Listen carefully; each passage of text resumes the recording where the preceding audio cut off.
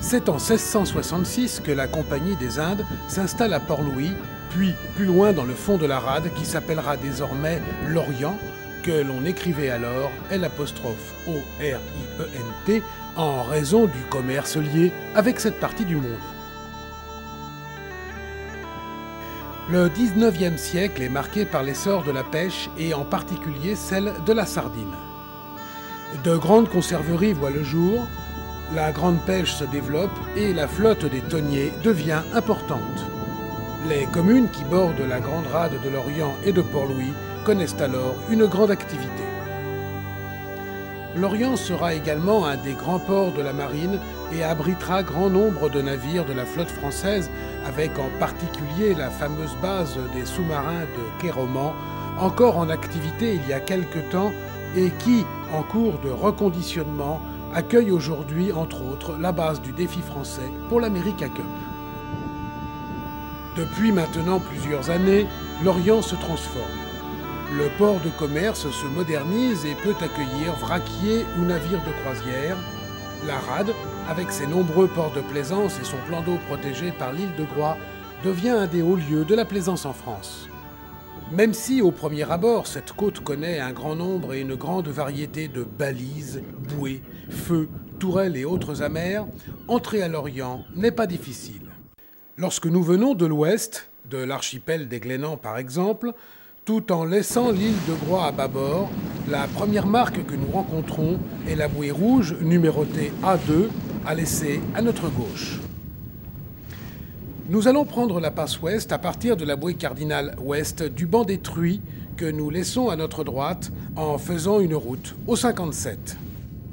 Nous laissons à bâbord la bouée rouge A4 et à tribord la bouée et la tourelle verte du banc détruit dont les roches sont bien découvertes à marée basse.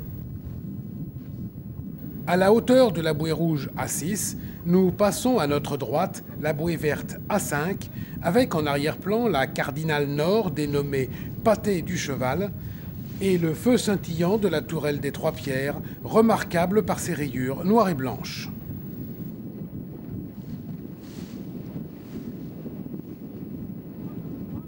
Après avoir passé la bouée verte A7, nous gagnons l'intersection des chenaux qui se trouvent approximativement entre la bouée rouge A8 et la bouée verte appelée Basse de la Paix. C'est lorsque nous venons de la région de Belle-Île et de Quiberon que nous prenons la passe sud. En faisant route au 8°50, nous laissons à tribord la bouée verte de la Basse-Tresse sud, puis à bâbord la bouée rouge des Errants qui protège le banc du même nom, surmonté lui d'une tourelle.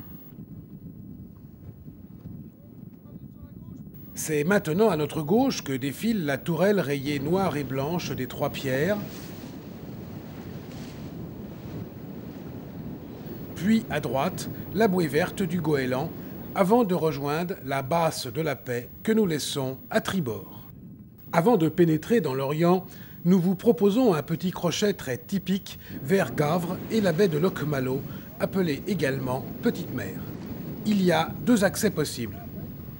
L'un du nord au sud, qui longe la citadelle de Port-Louis, et l'autre passant à travers les bancs de roches du Cabon et de la Souris.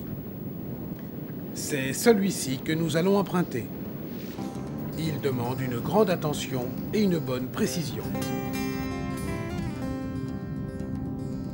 Après avoir largement débordé la Basse de la Paix, nous prenons vers le 90 une direction qui, en laissant à gauche la tourelle des Sœurs et à droite la tourelle noire et rouge de la Paix, nous fait passer entre le Cabon et le Soulard.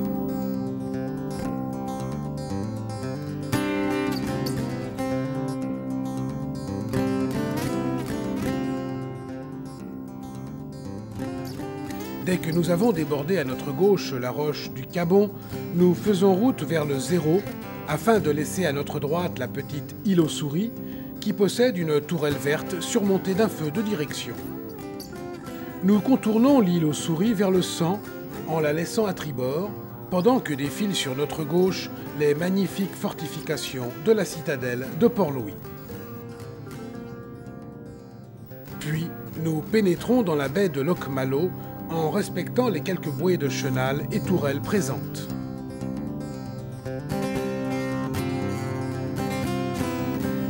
Sur la droite se détache le long de Gavre une nouvelle marina en construction le jour de notre passage et qui doit être terminée pour l'été 2002.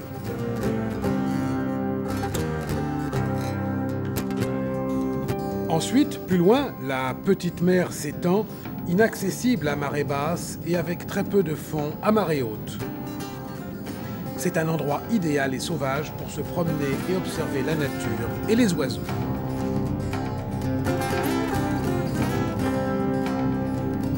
Nous voici à nouveau dans le chenal de l'Orient, à la hauteur de la basse de la Paix. Pour pénétrer dans la rade, il nous suffit de suivre le chemin, parfaitement balisé, qui nous mène au pied de la citadelle de Port-Louis, surmontée de sa vigie, que nous laissons à notre droite. Attention, en approche de la vigie, de bien respecter les signaux qui gèrent le trafic, car il y a beaucoup de grands navires qui entrent et sortent de la rade de l'Orient. À notre gauche, défile la rive de l'Armor-Plage, puis la plage se trouve en bordure du club nautique de Kernével. Juste avant le ponton Brice-Clapeau du port de plaisance de Kernével, une petite entrée permet de pénétrer dans le bassin sud réservé aux carburants.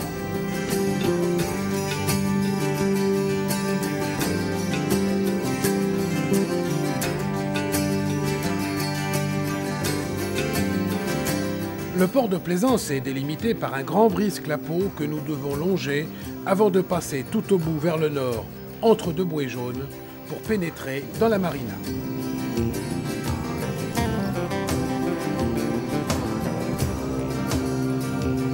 Nous repartons ensuite vers le sud, entre le ponton Brice-Clapeau et les Catouais, pour gagner la partie réservée aux visiteurs.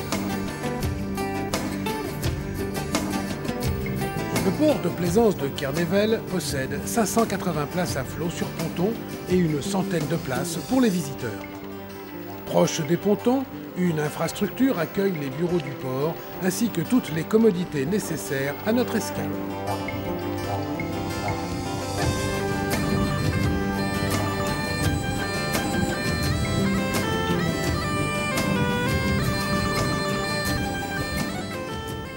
À quelques encablures du port de Kernével, à droite de la citadelle, se trouve le port de plaisance de Port-Louis. Une fois débordé la citadelle et la vigie, nous virons vers le 100 après la bouée latérale verte numéro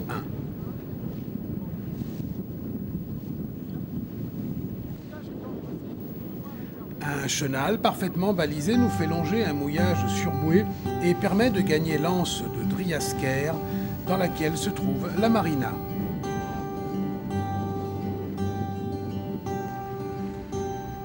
Le ponton d'accueil se situe juste derrière le petit môle d'entrée. Il y a à Port-Louis 180 places sur ponton, dont environ une vingtaine pour les visiteurs.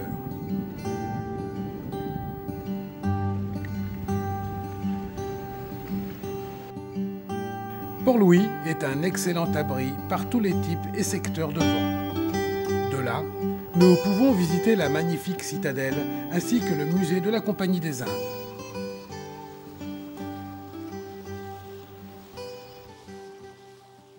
À environ 1 mille après l'entrée de la rade de Port-Louis, en faisant route vers le 10, le port de Locmiquélic-Sainte-Catherine est accessible en laissant l'île Saint-Michel à notre gauche. Là encore, un chenal parfaitement balisé nous mène directement à l'entrée de la marina.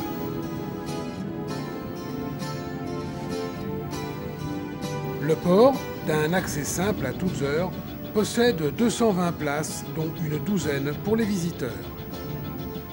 Tous les services sont accessibles, avec en prime le centre-ville et ses commerces, à moins de 500 mètres de notre bateau. Pour gagner le port de plaisance de l'Orient depuis l'entrée de la rade, nous devons laisser à notre gauche le port de Kernével et, en respectant le balisage, laisser au loin l'ancienne base sous-marine et le port de pêche de Quéromont.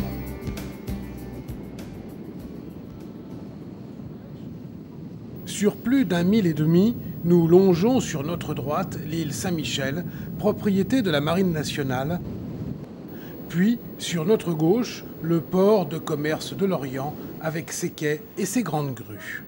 Nous nous dirigeons vers la pointe de l'Espérance en direction de 2 anciens navires de guerre qui servent de brise-clapot.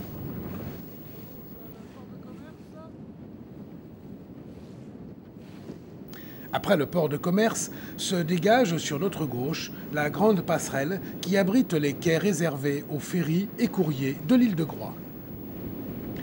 Un peu plus loin, nous contournons vers la gauche le bout du môle du port de Lorient. À notre droite, le Scorff s'étend avec de chaque côté le port militaire. Une bouée rouge marque l'entrée du port.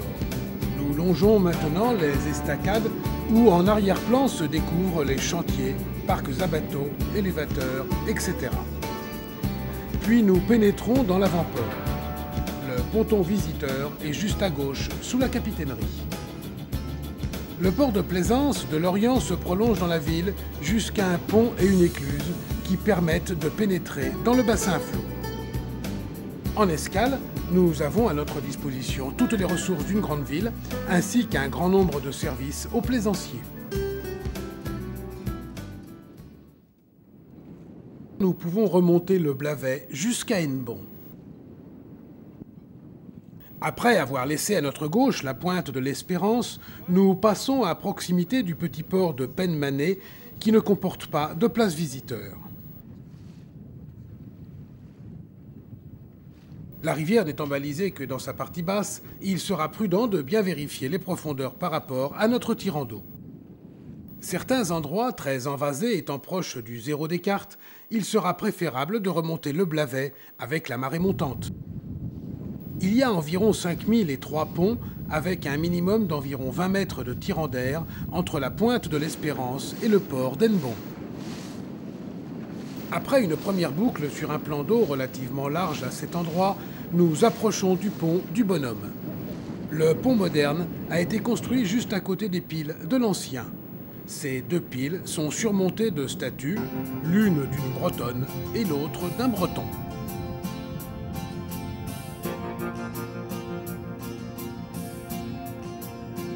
Nous passons respectivement de petits mouillages tranquilles comme celui de Saint-Guénaël, ainsi que devant le magnifique site du cimetière marin de l'anse de Kerervy, qui est encore plus impressionnant à marée basse.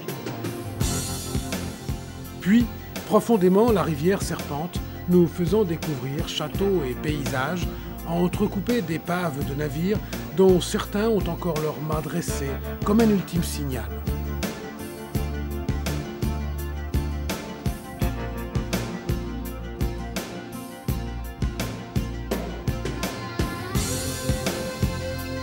Au détour d'un dernier virage, apparaît le pont ferroviaire d'Hennebont qui marque l'entrée du port.